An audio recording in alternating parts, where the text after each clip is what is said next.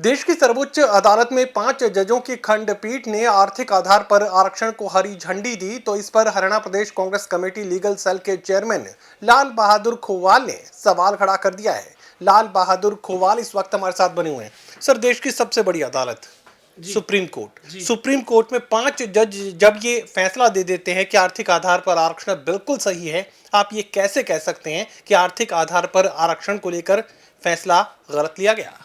ऐसा है, सबसे पहले तो मैं आपको ये बता दूं कि जो 5 जजों की संवैधानिक पीठ ने जो फैसला दिया है उससे जनरल यानी सामान्य श्रेणी के लोगों को इसमें बहुत ज़्यादा नुकसान होगा, क्योंकि पिछले दिनों मध्य प्रदेश और महाराष्ट्र में भी इसी तरह से आरक्षण दिया था, लेकिन हाई कोर्ट की डायरेक्शन पर वहाँ सर्वे करवाया गया था कि सामान्य श्रेणी के लोगों की जनसंख्या कितनी है जो ईडब्ल्यूएस में आते हैं, तो वहाँ पर 3.5% की ये संख्या वहाँ आई थी और वो 3.5% लोगों को 10% रिजर्वेशन दिया जाना था।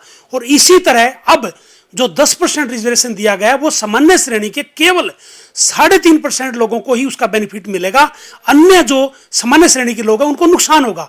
इसके अलावा अब तक जितने भी फैसले आए हैं वो Indira Sahni versus union of India के 9 जजों के संवैधानिक बेंच को मद्देनजर रखते हुए ही फैसले आए हैं। सैकड़ों पेटिशन रिजर्वेशन के रिगार्डिंग सुप्रीम कोर्ट और हाई कोर्ट में डाली गई, उनमें सभी में इंदिरा साहनी के 9 जजों के संवैधानिक बेंच का फैसले का हवाला देकर के कि 50% से ज्यादा आरक्षण नहीं दिया जा सकता, एक कैप लगाई गई थी।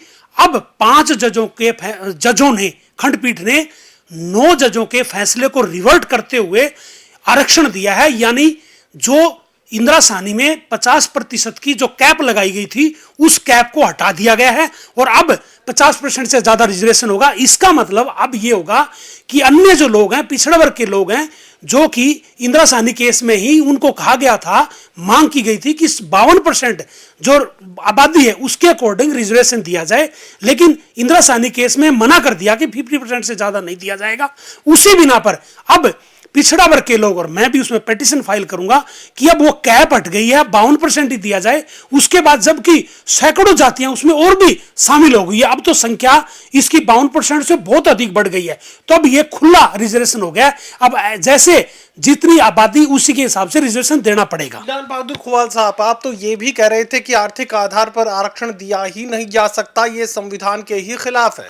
बिल्कुल, क्या है, संविधान में ऐसा कोई प्रोविजन नहीं है कि आर्थिक आधार पे भी कोई आरक्षण दिया जा सकता है, क्योंकि संविधान में केवल और केवल सोशली और एजुकेशनली बैकवर्ड को ही आरक्षण दिया जा सकता है।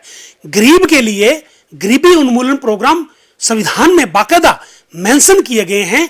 मनरेगा जैसी स्कीम है, आप लोन दे सकते हैं, आप उनको प्लॉट दे सकते हैं, आप और बहुत सारी अन्य कोई सुविधाएं उनको दे करके उनको अपलिफ्ट किया जा सकता है। पर आरक्षण केवल और केवल शैक्षणिक और सामाजिक पिछड़ों के लिए बनाया गया था, इसलिए मैं ये कह सकता हूं कि ये संविधान के अगेंस्ट रिजर्वेशन दिया गया है। बेहद संक्षेप में आपसे जानना चाहूंगा, तो क्या आप सुप्रीम कोर्ट के आर्थिक आधार पर दिए गए इस फैसले के खिलाफ रिव्यू डालेंगे?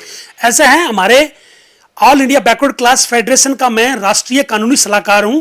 हमारे chief justice V Aishwarya ji retired, जिन्होंने ये पेटिशन लगाई थी all India backward class federation की तरफ से, 48 पेटिशन इसमें लगभग डली हुई थी सुप्रीम कोर्ट में, और अब इस फैसले के खिलाफ रिव्यू पेटिशन ड्राफ्ट की जा रही है और तुरंत ही जस्टिस वी ऐश्वर्या जी उसमें रिव्यू पेटिशन फाइल करेंगे। तो ये सबसे बड़ी जानकारी निकल कर सामने आ रही है। आर्थिक आधार पर आरक्षण दिए जाने को लेकर सुप्रीम कोर्ट के 5 जजों की खंडपीठ ने इस पर अपनी हरी झंडी दी, तो अब इस फैसले के खिलाफ भी रिव्यू पिटीशन की तैयारियां की जा रही हैं। आर्थिक आधार पर आरक्षण दिए जाने को ही चुनौती दी जा रही है। सहयोगी कमल के साथ doctor Mahesh Kumar, total news, Hisar.